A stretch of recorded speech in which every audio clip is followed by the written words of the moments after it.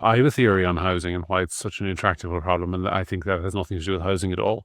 This is half-baked now. I'm going to give you my half-baked theory. It's not fully thought out, so it might be stupid.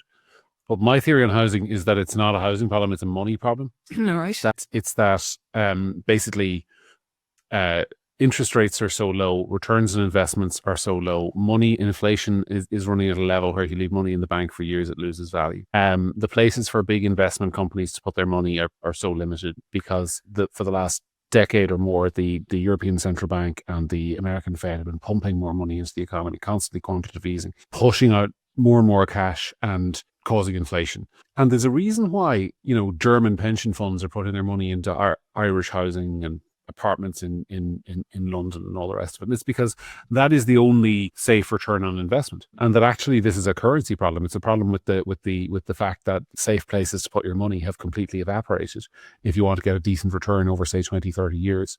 And the safest way to do it is for like German firemen's pension funds to become property investors in Dublin in a way they never would have done in previous generations. I think that's a massive problem. And it's a systemic problem that's too big for anyone to face. But I don't think it's a coincidence that these problems are emerging globally. I mean, housing is a problem in Canada. It's a problem in parts of the US. It's a problem in France. It's a problem housing is not, Ireland's not the only country with a housing crisis.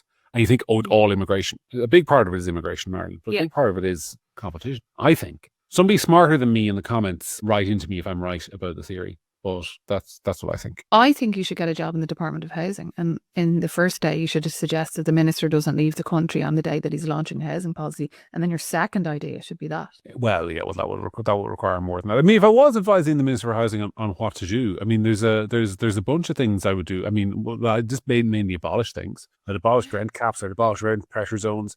I'd abolish a lot of the residential tenancies board. I'd abolish the whole lot of it. And I would say, bring back bedsits, bring back people who renting out the loft in their granny's garden if they want to do that. Overshop living, all of that stuff. Let people live where they want to live.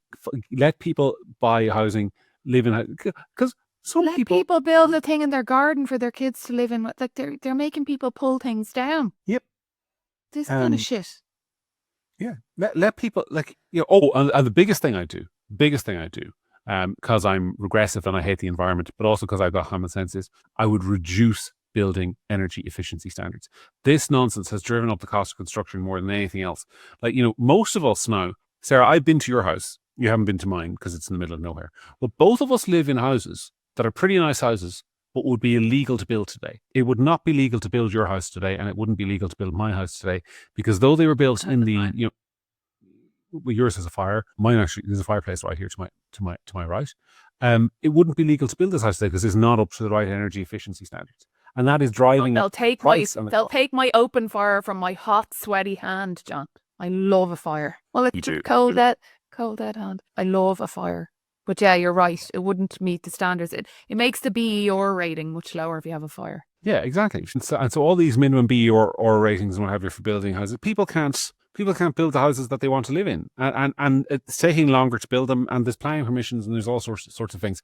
So years ago, I was in Texas. Texas is great. And in Texas, which is a fully functioning society. Okay, there's some crazy things happen in Texas, but for a long time, and I don't know whether this has changed. Maybe it has. But for a long time, Texas was an entire state of like 40 million people with no planning permission.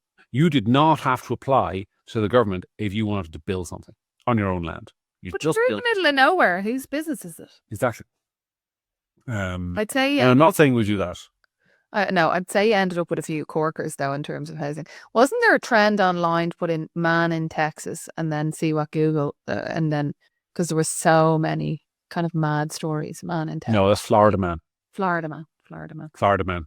Yeah, it's fun. If you've never done, folks, and you listen to the podcast, just go to Google and put in the words Florida man and see what comes up. And it's always something incredible, like, wrestled Florida man to death. Yeah. Florida man having an affair with panda. No, it's mad stuff. Anyway, it is a state of millions and millions of people, but it seems to attract really wacky people. So that's been a meme for years. Florida man.